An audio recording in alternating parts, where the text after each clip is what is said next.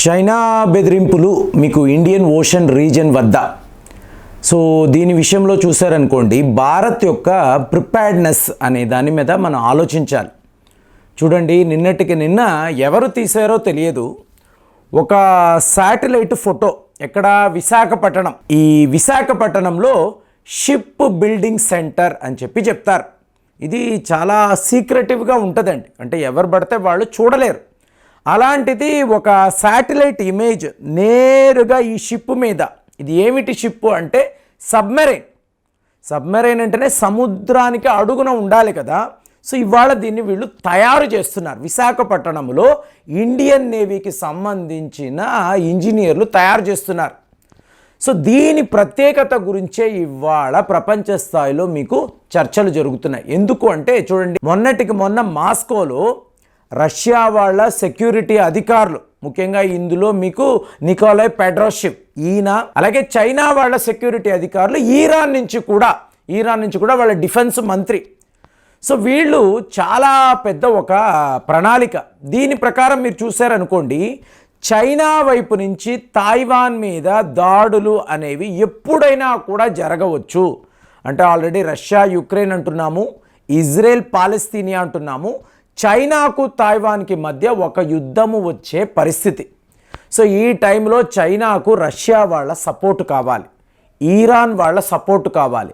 North Korea నుంచి ఎంతోమంది secret delegates ఇవాళ ఈరాన్ దాకా వెళ్ళారంటే మీరు చూసారనుకోండి, ఈ 4 దేశాలు కూడా ఏదో ఒక భారీ ప్రణాళిక రచిస్తున్నారు అనేది అర్థమవుతుంది. మరి ఇవాళ భారత్ పరిస్థితి ఏమిటి అంటే, మనము ఇండియన్ ఓషన్ రీజన్ని మాట్లాడతాం.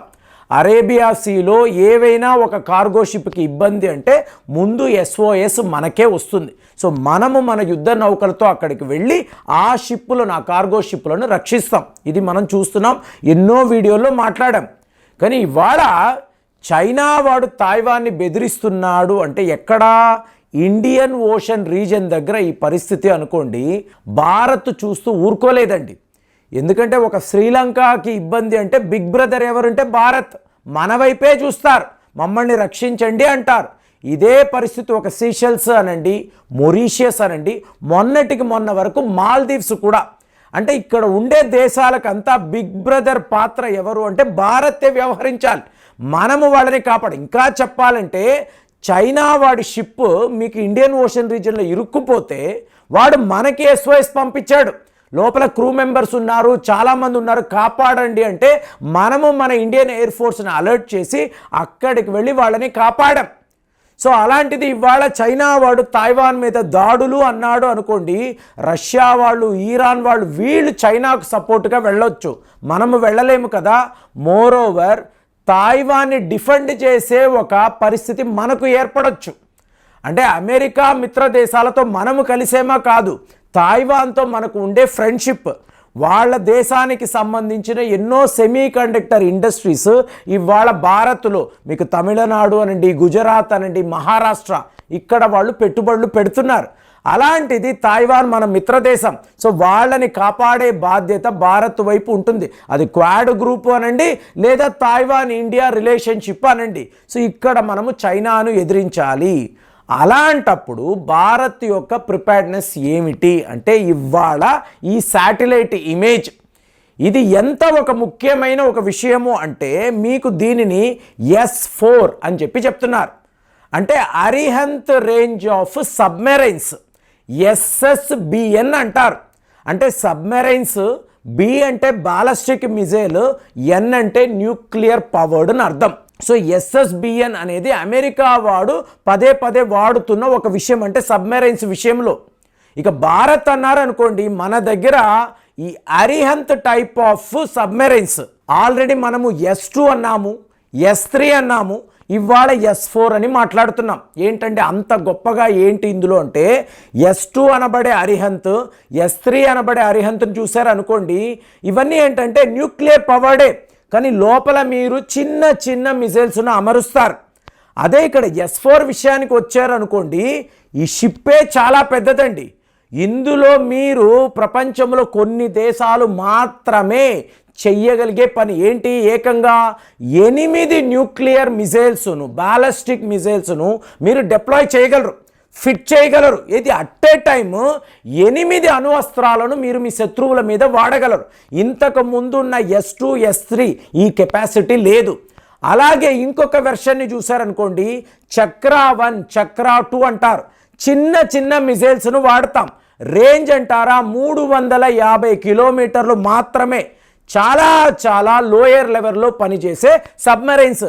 సో మన దేశం వరకు చాలు, చిన్న చితకా దేశాలను ప్రొటెక్ట్ చేయడానికి మీకు ఇలాంటి సబ్మెరైన్ చాలు అనుకుంటే, చైనా వాడి వైపు నుంచి థ్రెట్స్ ఉన్నాయి చూసారా, బెదిరింపులు రోజు రోజుకి పెరుగుతూ ఉంటాయి. ఈ పరిస్థితుల్లో మన దగ్గర మోస్ట్ అడ్వాన్స్డ్ సబ్మెరైన్స్ ఉండాలి. సబ్మెరైన్స్ ఉండడం కాదండి, అందులో మీరు అమర్చే మిజైల్స్ ఉంటాయి చూసారా, కే అంటే కలాం అండి.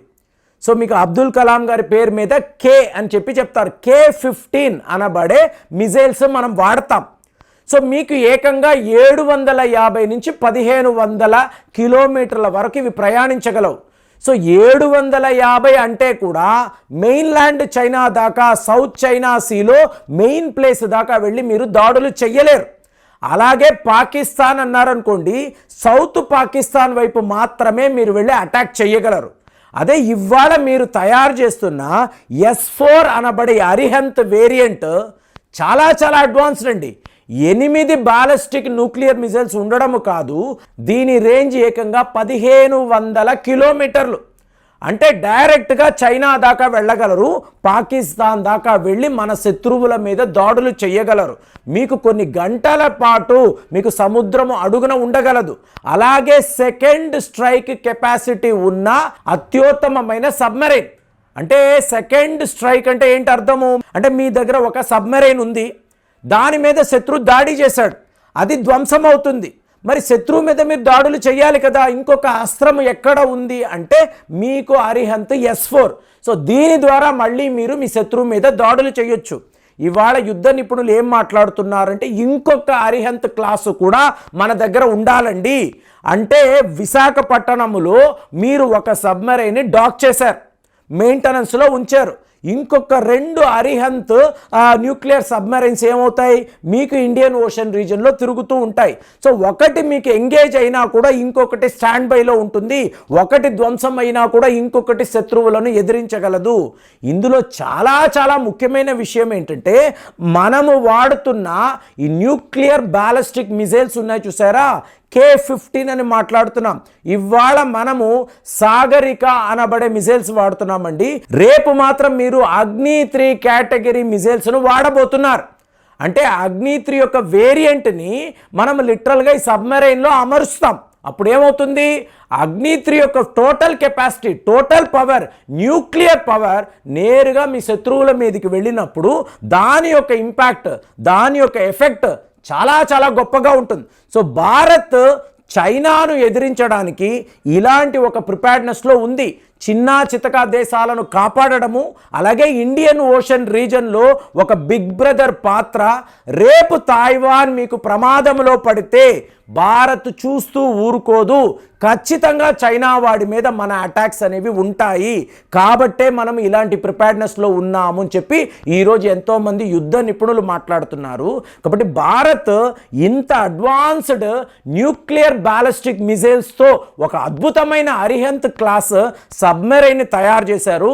శాటిలైట్ ఇమేజ్ ద్వారా దీన్ని చూడడమే ఇంత ఒక సీక్రెట్ ప్రాజెక్ట్. ఎందుకంటే న్యూక్లియర్ అంటున్నాం కాబట్టి సీక్రెట్గానే ఉంటుంది. మరి ఈ ఫోటోను ఎవరు తీశారు, ఇండియన్ నేవీ తీసి లీక్ చేసిందా, లేదా వేరే దేశాల వాళ్ళు ఇలాగ శాటిలైట్ ఇమేజ్ ఈ ఫోటోను తీసి ఇవాళ యూరో, ఏషియన్ టైమ్స్ లాంటి పత్రికలకు ఇచ్చారా? మనకైతే తెలియదు. ఇన్ఫర్మేషన్ మాత్రం చాలా చాలా గొప్పగా ఉంది. మరి దీని మీద మీ కామెంట్స్ ఎలా ఉన్నాయో తెలియజేయండి. మరి వచ్చే వీడియోలో కలుద్దాం. జై హింద్.